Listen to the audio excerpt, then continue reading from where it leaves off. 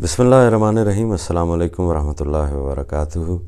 مرابط T V کے programme تعارف سلسلہ چشت میں آج یہ 8ویں نشست ہے، اور آج کی نشست میں ہم چشتیہ سلسلے کے دور اول کے اختتام اور اس کے اسباب کے اوپر گفتگو کریں گے۔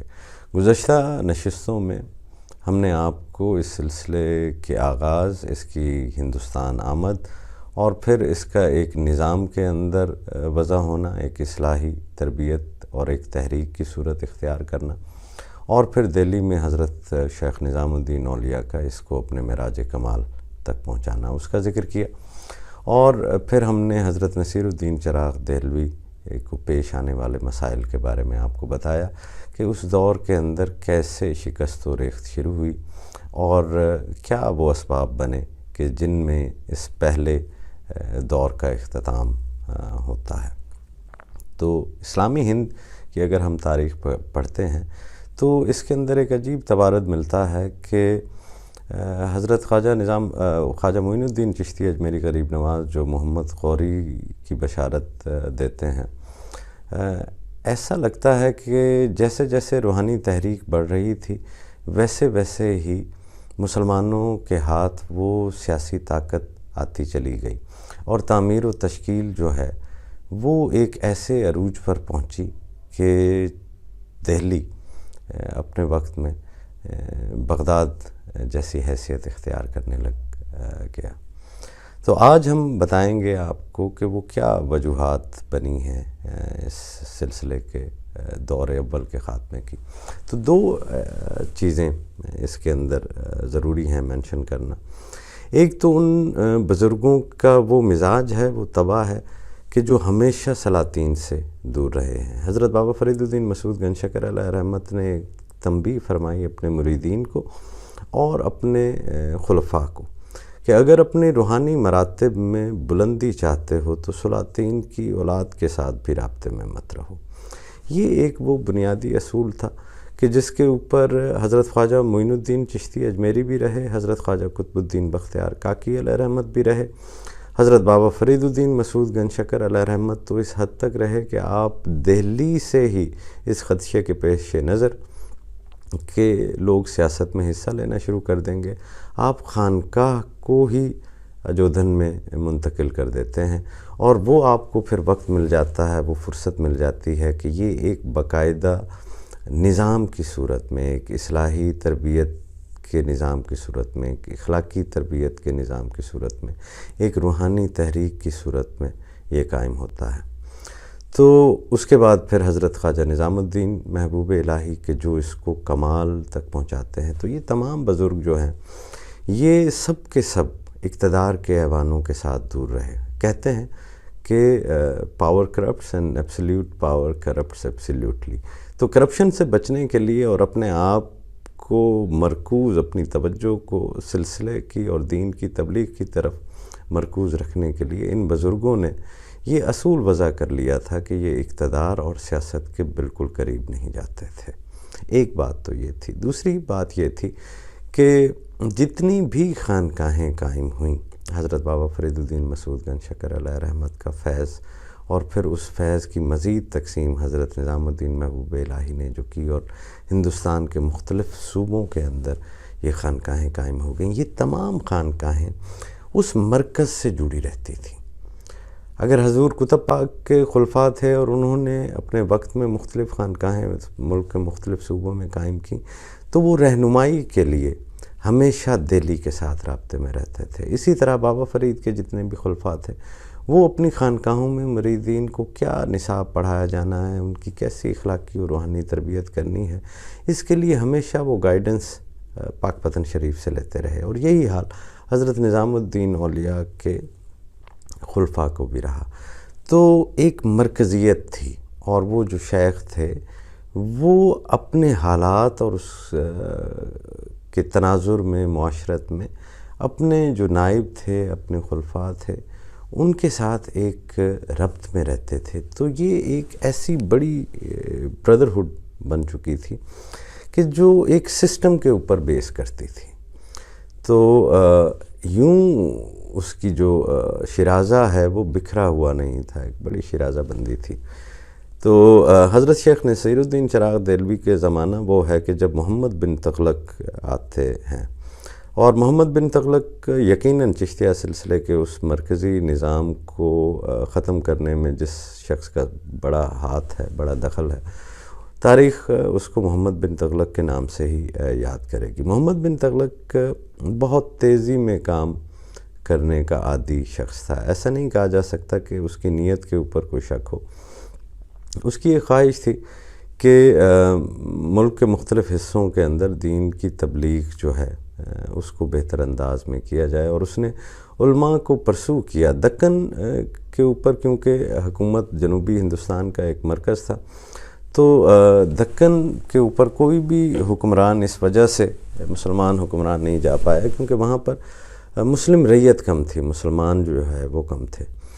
تو محمد بن تغلق نے اپنی اسی نیت کی وجہ سے علماء اور مشائخ کے اوپر زور دیا کہ وہ دکن چلے جائیں۔ دکن نہ جانے کی وجہ جو مشائخ کے نزدیک تھی وہ یہ تھی کہ ایک تو ریاست کو یا کسی حکمران کو یہ ہرگز حق نہیں پہنچتا کہ وہ علماء دین کو یوں پیٹرنائز کرے کہ ان کو مختلف علاقوں میں بھیجے، یہ کام شیوخ کا ہی رہتا ہے۔ اور ان کے نزدیک جو جگہ ان کے شیخ نے ان کو دی، وہیں پر رہ کر ان کے لیے ممکن تھا کہ وہ تبلیغ کا کام کریں۔ تو حضرت نصیر الدین چراغ دہلوی علیہ رحمت وہ شخصیت ہیں کہ جہاں پر آ کر یہ سلسلہ اور یہ دور اول جو حضرت معین الدین چشتی اجمیری غریب نواز سے شروع ہوتا ہے وہ آ کر ختم ہو جاتا ہے۔ حضرت زین الدین حضرت نصیر الدین چراغ دہلوی کے مرید تھے۔ آپ نے حضرت نصیر الدین چراغ دہلوی سے ایک دفعہ پوچھا کہ حضرت آپ ہماری سہولت کے لیے اگر کسی کو اپنا جانشین مقرر کر دیں جو آپ کی جگہ پر بیٹھے اور یہ سلسلہ یوں ہی چلتا رہے، تو آپ نے فرمایا کہ مجھے تو ایسا کوئی شخص نظر نہیں آتا، اگر تمہارے ذہن میں کوئی ایسا شخص ہے تو مجھے اس کے نام لکھ کر بتاؤ۔ حضرت زین الدین نے ایک فہرست تیار کی جس کے اندر 3 کیٹیگریز تھیں، ایک اعلیٰ کیٹیگری تھی، ایک اوسط اور ایک ادنا۔ حضرت نصیر الدین چراغ دہلوی علیہ رحمت نے وہ تینوں پڑھیں اور اس کے بعد جواب دیا کہ ان درویشوں کو کہہ دو اپنے ایمان کی حفاظت کریں، چاہے جائے کہ دوسرے کے ایمان کا بیڑا وہ بھی لے لیں۔ حضرت نصیر الدین چراغ دہلوی جب دفن ہوئے تو آپ کی وصیت تھی کہ سلسلے کے تمام تبرکات آپ کی قبر میں ہی اتار دیے جائیں۔ ایسا ہرگز نہیں ہے کہ حضرت نصیر الدین چراغ دہلوی علیہ رحمت کے مریدین باعلم نہیں تھے، باعمل نہیں تھے، تقوی والے نہیں تھے، درویش صفت نہیں تھے۔ بات یہ تھی کہ آپ کے پاس اگر علم بھی ہو اور اہلیت نہ ہو تو یہ 2 علیحدہ چیزیں ہوتی ہیں۔ مرکزی نظام کو سنبھالنے کی، کیونکہ یہ ایک بڑا بار گراں ہے جس کو اٹھانے کے لیے خاص صلاحیتوں کی ضرورت ہوتی ہے، تو حضرت نصیر الدین چراغ دہلوی علیہ رحمت کو شاید ایسا نہیں کوئی اپنی جماعت کے اندر نظر آیا کہ جس کو وہ یہ ذمہ واری دے کر جاتے۔ بہت بڑے عالم تھے حضرت شمس الدین یحییٰ، حضرت شمس الدین یحییٰ، جن کا پہلے بھی میں پچھلی نشست کے اندر وہ بھی ذکر کر چکا ہوں۔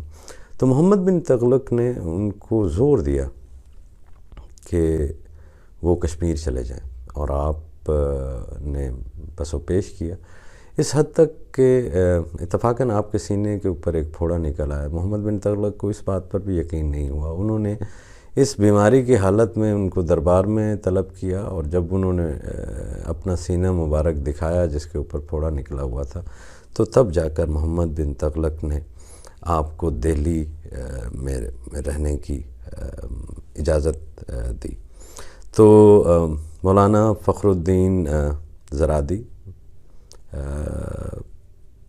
شیخ قطب الدین منور، شیخ نصیر الدین چراغ دہلوی، ان بزرگان کے جب بھی آپ حالات پڑھیں گے تو اس دور کی سختی جو ہے ریاست کی طرف سے وہ آپ کے سامنے آ جائے گی۔ تو سلطان محمد بن تغلق اور مشائخ کی اسی کشمکش کا نتیجہ یہ ہوا کہ ان بزرگوں کا قیمتی وقت جو سلسلہ کی تبلیغ و اشاعت کے اندر صرف ہونا چاہیے تھا وہ اپنی مدافعت کے اندر صرف ہوتا رہا. ان کا ذہنی سکون جاتا رہا. رات دن شاہی دربار سے احکام آتے رہتے جن کی تعمیل جو ہے وہ مشکل تھی، اور اگر ان کی تعمیل ہوتی بھی صحیح تو وہ اس سے بھی زیادہ مشکل ترین کام تھا.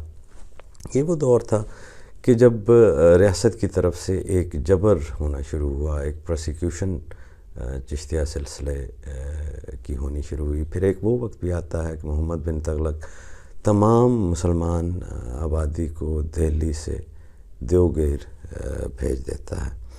تو یہ وہ تمام چیزیں بنتی ہیں کہ جس کی وجہ سے چشتیہ سلسلے کا یہ جو مرکزی نظام ہے یہ تباہی کی نظر ہو گیا، اور وہ مشائخ جن کے ذمے چشتیہ سلسلے کی نظامت تھی اور جنہوں نے دہلی میں بیٹھ کر اس کو چلانا تھا ان کو کمزور کیا گیا. آنے والے لوگوں نے سلطنت کے سامنے ہتھیار ڈال دیے. کچھ نے ملازمت اختیار کر لی.